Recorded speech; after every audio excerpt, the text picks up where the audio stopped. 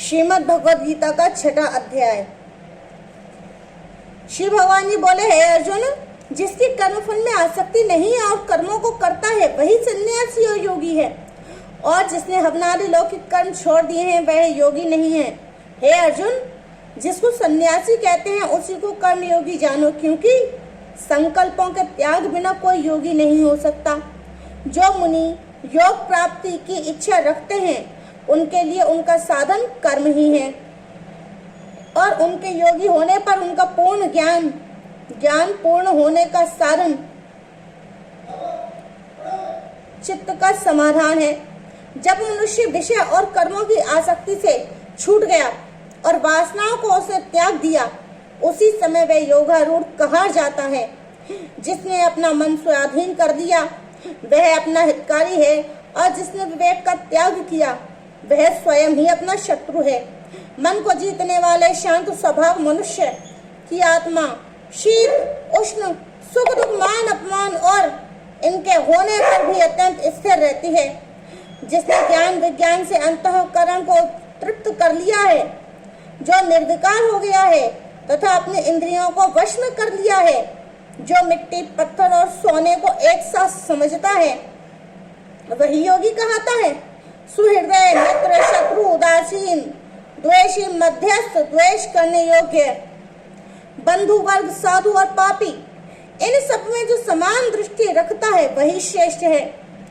योगी पुरुष को मन और आत्मा को अपने वश में करके वासनाओं और समस्त प्रपंचों को त्याग किसी एकांत स्थान में पहले कुश, उसके ऊपर से मृगादिकों का चरण तथा उसके ऊपर वस्त्र बिछावें।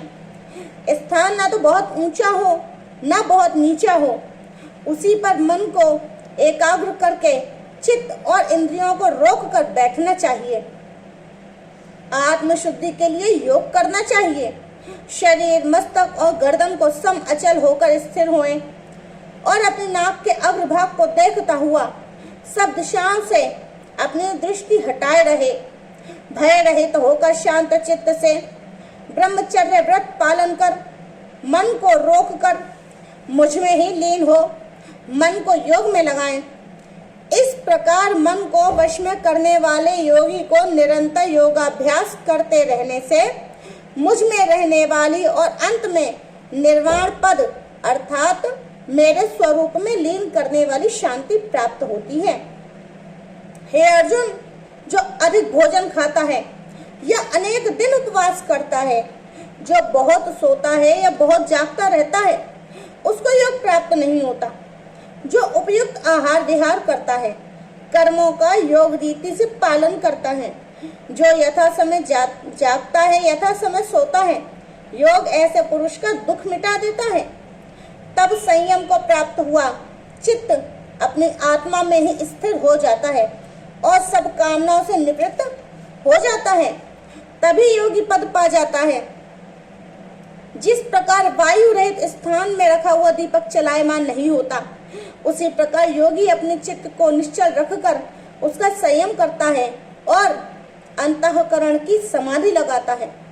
जिस अवस्था में योगाभ्यास के कारण चित्त का वेग रुककर विषयों से पृथक होने लगता है और जब शुद्ध अंतःकरण से आत्मा को ही देखकर आत्मा में ही संतुष्ट रहता है, जिस अवस्था में वह अत्यंत सुख को जो इंद्रियों द्वारा जाना नहीं जा सकता वरन केवल बुद्धि से ही जाना जाता है, अनुभव करता है, और जब वह योगी आत्म स्वरूप में स्थित हो जाता है, उससे विचलित नहीं होता, जिस अवस्था को पाकर फिर और कोई लाभ उसको नहीं जचता और जहाँ स्थिर होने से और कोई बड़ा भारी दुख उसे वहां से चलायमान नहीं कर सकता, इस अवस्था का दुख संयोग वियोग कारक योग नामक जानना।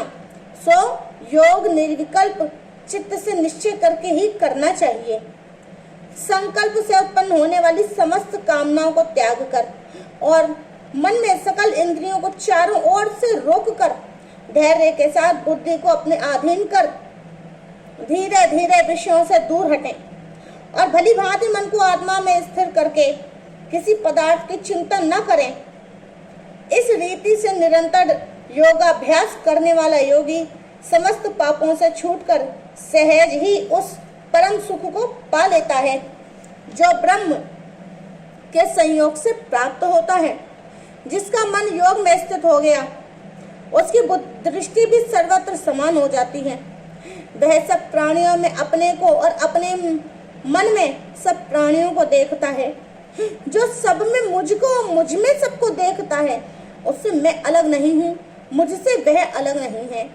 हे अर्जुन, जो सब प्राणियों के सुख दुख को अपने सुख दुख के समान समझता है और सबको संभाव से देखता है, वही श्रेष्ठ योगी है। अर्जुन ने कहा कि हे मधुसूदन, आपने जो यह योग सिखाया कि सबको अपने समान देखो, सो मन के चंचल होने के कारण उसकी दृढ़ स्थिति अपने में नहीं देखता हूँ। हे कृष्ण, मन बड़ा हठी है, पराक्रमी है, दृढ़ है। इसको अधीन रखना तो मुझे वायु को बांधे रखने के समान प्रतीत होता है। श्री कृष्ण भगवान ने कहा, हे महाबाहो, इसमें संदेह नहीं कि मन अधिक चंचल है और इसे वश में करना बड़ा ही कठिन है। फिर भी हे अर्जुन, अभ्यास और वैराग्य से अधीन कर लिया जा सकता है। जिसका मन वश में नहीं है, उसको योग अत्यंत दुर्लभ है, ऐसा मत है। परंतु मन को वश में करने वाले प्रयत्न करते रहने से के उपाय द्वारा इस योग को प्राप्त कर सकते हैं।